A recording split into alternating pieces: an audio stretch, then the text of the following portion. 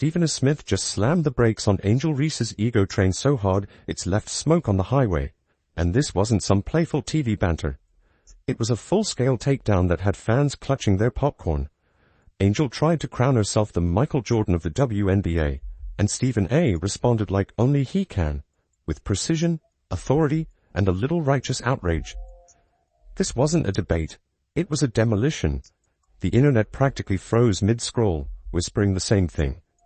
She really said that? If you thought the league's drama peaked on the court, well, sit tight.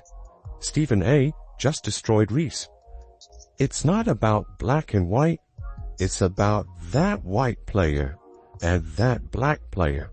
Why? Because of the history that they had before they came to the WNBA. You see, it was all instigated if Angel Reese was never in Caitlin Clark's face, taunting her the way that she did when they mimicking what Caitlin Clark was doing to numerous opponents en route to the Final Four. And then Angel Reese and LSU bust their living you know what at that particular moment in time, and Angel Reese was in her face chirping at her the way that she did. It would have never gotten to this point. Let's rewind to what started this spiral. A career low 4 points during her sophomore WNBA season. That's it. 4 lonely points from the self-proclaimed Jordan of women's basketball. Meanwhile, Caitlin Clark, injured and sitting on the sideline, still had more impact sitting down than Angel did standing tall.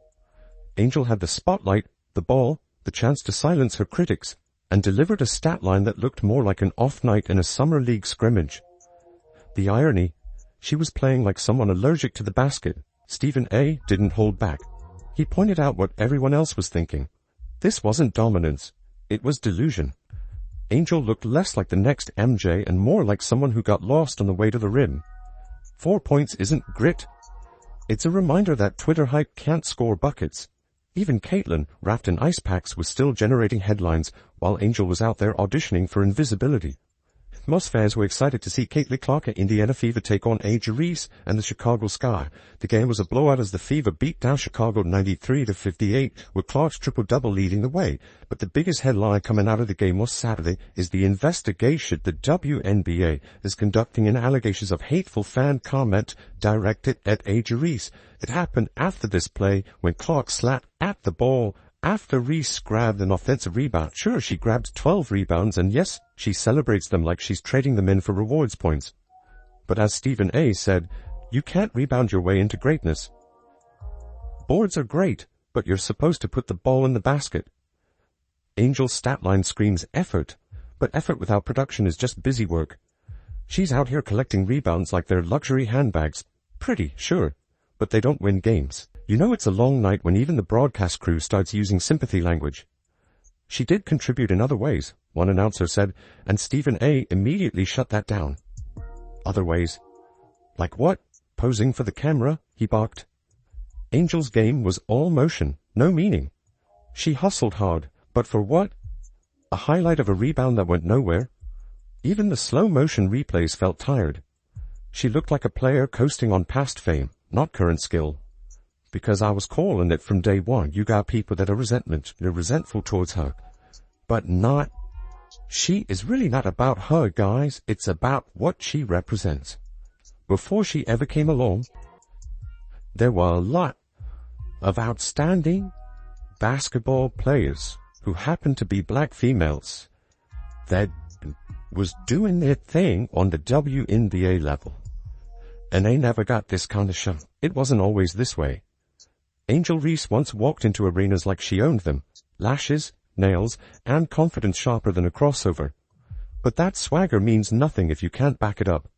That 4-point performance screamed, I peaked in college. The Bayou Barbie mystique is fading fast, replaced by the uncomfortable silence of unfulfilled hype. She's not leading a takeover. She's starring in a slow-motion collapse. Meanwhile, Caitlin Clark keeps proving what real greatness looks like. Even on off nights, she's out there elevating her team, orchestrating plays, and hitting deep threes with defenders hanging off her. She doesn't need to tell people she's great. They see it. Angel had every chance to rise while Caitlin was sidelined, and instead, she tripped over her own narrative. Rebounding without scoring? That's like writing a book with no words. It doesn't matter how many pages you fill if there's nothing inside. Angel's playing like the stat sheet is an accessory, not a mission. Stephen A. joked she's out there treating rebounds like collectibles. She's got them all. Now what? Oh man, the latter part of that, Stephen A., is quite the thing to think on. When you go back to the impetus of the rivalry that we had between Caitlyn and Angel Reese, I remember funny clips on the internet, and then came the rumor that pushed him over the edge. Angel supposedly comparing herself to Michael Jordan. That was the last straw. Michael Jordan? Stephen A. thundered on air. I'm sorry, did I miss 6 championships? Did I miss an MVP trophy? Did I miss her averaging 30 a game? The audience erupted because he said what fans have been thinking all season. The claim wasn't confidence, it was comedy. This is where the delusion turns tragicomic. Angel's minutes are shrinking, her production's dropping, and yet the self-promotion keeps climbing. She's treating mediocrity like a brand launch. If she keeps this up, she might want to check if her agent also books reality TV. Because right now, she's bringing more drama than dominance. This was supposed to be her moment, the breakout year, the I told you so tour. Instead, it's becoming a cautionary tale. The hype machine that once fueled her career is now turning against her. The same fans who flooded timelines with Bayou Barbie energy are now tweeting, wait, 4 points again? She's become the WNBA's version of a meme, trending for the wrong reasons. Caitlin Clark's or Angel Reese's popularity in large part is attributed to her behavior towards Caitlin Clark, because when Caitlin Clark was busy taunting opponents a couple of years back before LSU smacked Iowa around in the national championship game or so, it was Angel Reese that was clapping back at Caitlin Clark once it was Caitlin Clark's turn to have her comeuppance, and that's what made Angel Reese famous. Now Angel Reese, experienced vitriol thereafter was tough for her to deal with. As she articulated, even her loyalists are running out of defenses. Social media's full of threads trying to spin her struggles into secret brilliance. You just don't understand her impact. Please. The only impact happening here is the sound of missed layups. She's playing like a superstar in denial, the kind who believes confidence alone can rewrite stats. That's what makes Stephen A.'s critique sting so much, because it's true. He didn't clown her for attention, he held up a mirror. Angel Reese isn't the WNBA's Michael Jordan. Right now, she's not even the league's Dennis Rodman. She's a marketing campaign searching for results, and the results just aren't there. Meanwhile, Caitlin Clark keeps climbing, breaking records, and making everyone else's excuses look flimsy. Well, there's a lot of reaction coming in from last night's drubbing, destruction, annihilation, cremation, whatever you want to call it, roasting, sauteed, whatever your form of cooking may be, but the Indiana Fever absolutely dismantled the Chicago Sky, and what makes this all the more brutal is that Caitlin Clark still dominates the headlines without even lacing up. That's when things start to feel truly embarrassing.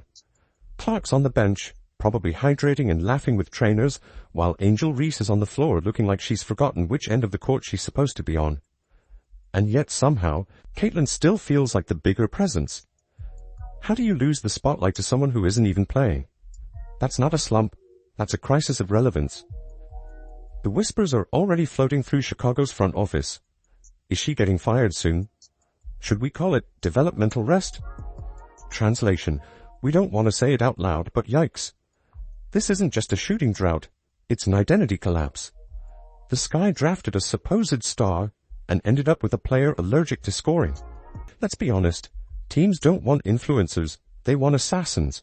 Nobody's giving out max contracts for catchy nicknames and viral quotes.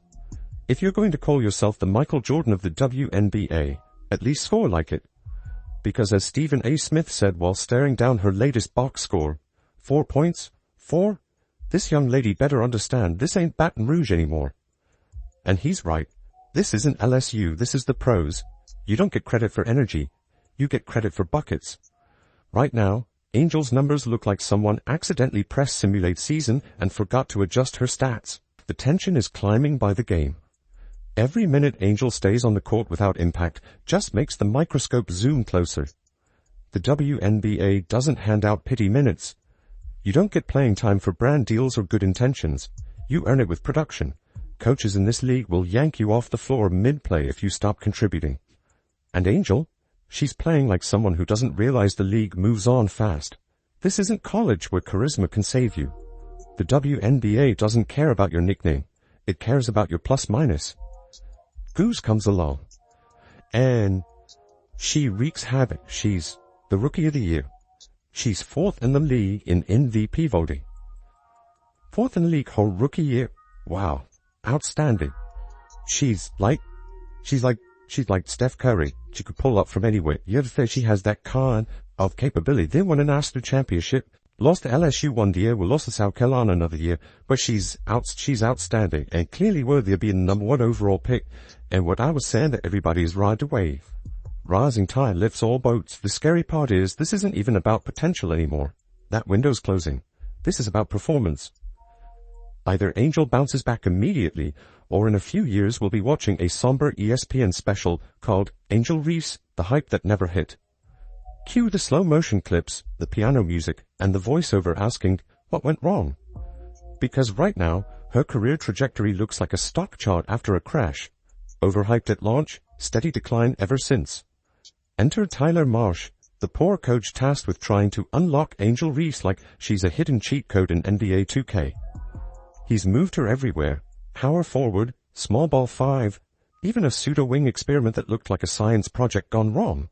At this point, he's probably up late sketching plays on napkins, praying one of them works. But here's the truth. It's not about where she plays. It's about what she does. You can move her anywhere on the floor, but if she's still clanking layups and missing rotations, it's all the same result. Marsh could draw her name in chalk under the basket and she'd still find a way to put up 4 points. The Sky don't have a lineup problem. They have an Angel Reese problem. Well, she balled at Iowa in college. She's balled since she's been in the NBA. She came into the league last year with no break whatsoever between a college game and a pro game and did a thing. Ended up as an all-star, ended up being 4th in the league in MVP voting, was the clear winner for Rookie of the Year. No competition whatsoever in that regard. When it was really all said and done, we know what she brings to the table. Meanwhile, Caitlin Clark could be in a walking boot and still outshine her. She could literally be shooting free throws from a chair and somehow generate more offense. Even on the sidelines, Clark finds a way to move the needle. When she's healthy again, you better believe she's coming back with vengeance. And when she starts torching defenses again, Angel's 4-point efforts are going to look even more embarrassing. Caitlin has already proven she can dominate through adversity. Angel's still struggling against her own stat sheet. You can even hear it in the crowd now. When the ball swings to Angel, it's not anticipation, it's dread. That collective inhale from the fans isn't excitement. It's nervous hope that the possession won't die in her hands. It's like watching someone try to unlock their phone on live TV and keep getting the password wrong. Even the coach's rotations look desperate, moving her around like they're rearranging deck chairs on a sinking ship. It's not strategy anymore, it's damage control. The truth is simple. Angel Reese isn't delivering, not developing, not adapting. Her hustle looks hollow when it doesn't translate into points. And every game she plays like this pushes her closer to the edge. There are younger, hungrier players waiting to take those minutes. Players who don't need a PR team to justify their presence. Because when Caitlin Clark returns, the energy shifts again. She's not coming back to fit in. She's coming back to dominate. And next to that kind of star power, Angel's box scores will look microscopic. The WNBA needs stars who elevate the league, not drain its patience. If Angel doesn't find her rhythm soon, she won't just be behind, she'll be forgotten. All the NIL fame, the college buzz, the Bayou Barbie branding, it fades the second the shots stop falling. The league rewards production, not popularity. And right now the numbers don't lie. They're brutal. Even inside the locker room, you know the atmosphere is shifting. Teammates grinding for minutes are watching Angel get 30 and producing next to nothing. That kind of imbalance breeds resentment. Players notice, coaches notice, and the front office definitely notices. They built their marketing around her, and the return on investment looks bleak. You can't sell potential forever when the product keeps underperforming. And the fans? They were promised a rivalry for the ages. Caitlin Clark versus Angel Reese. the sequel to their college battles. Instead, they got a one-sided show.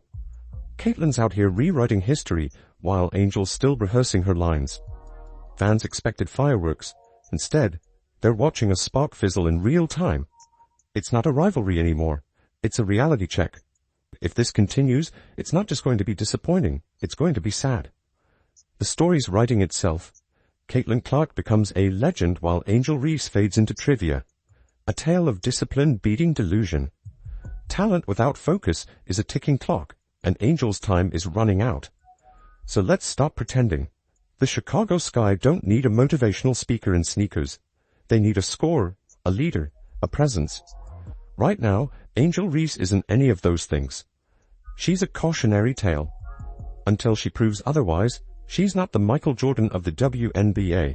She's the biggest reminder of what happens when hype meets harsh reality. Because as Stephen A. Smith so perfectly put it, this league doesn't wait for you to figure it out. Either you deliver, or you disappear. And unless Angel Reese starts delivering soon, she might be gone long before she ever gets the chance to live up to her own nickname.